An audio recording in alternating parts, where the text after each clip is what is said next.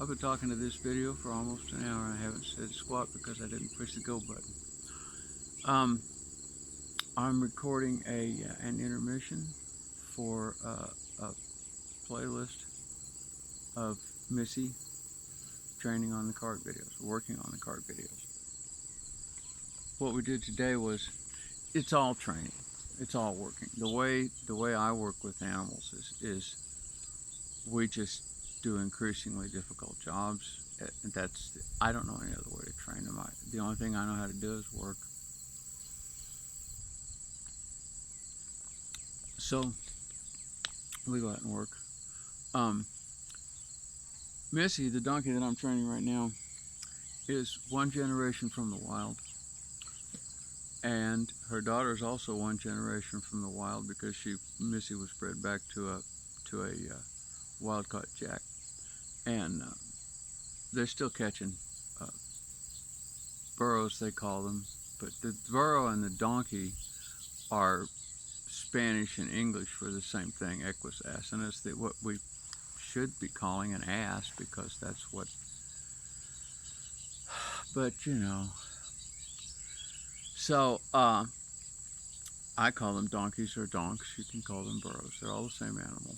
They're descended from the African wild ass that evolved in the African desert, and there's still some there. But they're genetically no longer the same. As our dogs are descended from wolves, they are not the same.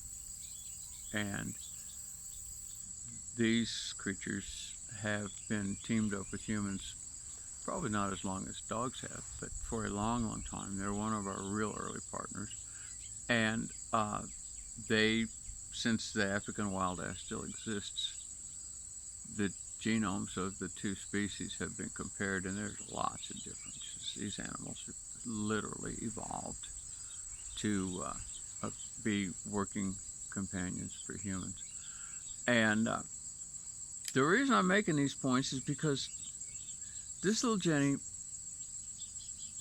grew up in the wild as somebody's donkey, but she grew up in the back 40 of somebody's farm and nobody ever handled her. And one of her parents was born and raised wild, and the other one was a generation or two in. And she lived out there as a wild donkey until my farrier and friend Sydney collected her. Sydney collects donkeys who are in dangerous circumstances, and a donkey that's ignored on green grass is in very dangerous circumstances. That's very hard on them. That's how I heard Abe. So Sydney finds them, and she wrangles ownership of them somewhere or other, and she takes them home, and she teaches them to walk on a halter and to be, civilized, decent quality barnyard pets, and then she finds somebody who really needs that particular donkey, and that's how I happen to have these. She found these.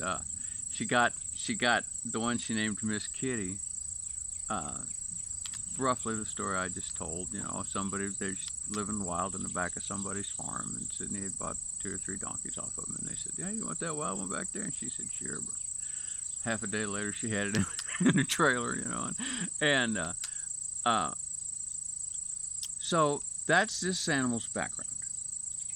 She's 6 years old, roughly. She might be coming.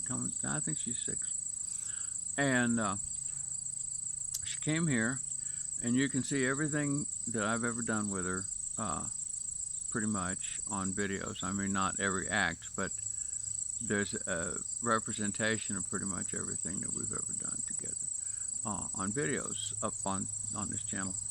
And so the point that I'm making is that to train a donkey to work for you is like training a dog to come, sit, stay, walk at heel, and get the newspaper. Donkeys are not like dogs in that their temperaments are different, but the donkey partnership with humans is like the dog partnership with humans. And in order for us to uh, get the most productive work done for ourselves at the least possible energy budget, we teamed up with the donkey 6 to 10,000 years ago. Nobody really knows for sure. And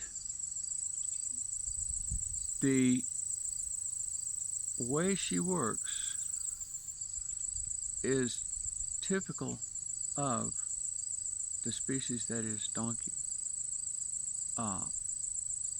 All I do, I train her about like you train your dog. If you're the kind of person that goes down to the 4-H club for directions, and not the kind of person that goes out and pays $4,000, for training. But you just do the stuff with them that you want them to learn to do. You walk them on a leash, and you put a harness on them, and you take it off, and you put a harness on them, and you put something on it that weighs about as much as a 6-pack of beer, and you have them pull that, and you take it off, and it's just like that. It's like you train a dog. It's not the sort of thing like you train a horse. Donkeys are known to be stubborn. The thing that is stubborn about a donkey is that a donkey won't move unless he or she has decided that that is a safe act to take. And you can't make the decision for them. They have to make it themselves. And the more you work with your donkey, the higher the odds go that your donkey takes your word for something being safe. The more time you spend with them, And so the reason that this donkey works the way she works is because of what she is and where her species and my species interact as parts of one larger system. And it's important to realize that because we are essentially killing our planet with wasted energy. And the expenditures that we make to waste the energy cost the planet, and the exhausts that come out of the things we burn to make the energy cost the planet, and the things we do with the energy cost the planet. We spray and we poison and we bulldoze and we pave, and none of these things are necessary, and all of them cost the planet. And they're all fundamentally not good behavior. That is to say that not good behavior is defined by the system will not support it forever, and it's not going to support this forever. So this method of letting your donkeys carry things for you and doing the work that you need to do with your own body and your own strength. I'm an old man. I don't have nearly the strength I once did. I don't do nearly the work I once did. But this is easier. It's better for the health. It's less annoying. It's vastly less annoying than doing this all with machines. I've got a tractor in there that has got a hydraulic scoop on the front of it with a claw that comes down, and I could have gone down there and cut what you see in those videos down, and I could have put them all in that tractor scoop, and I could have hauled them all over where I put them. And that's how I used to do it before I started working donkeys. That's why I have all that equipment. And the way I did it today is easier on me physically, and it's the degree to which it is less energy wasting cannot be expressed. And most all of what we're doing to destroy the ecosystem, we're doing that with waste energy. We have a friend walking along beside us saying, hey, I'll carry that if you just let me.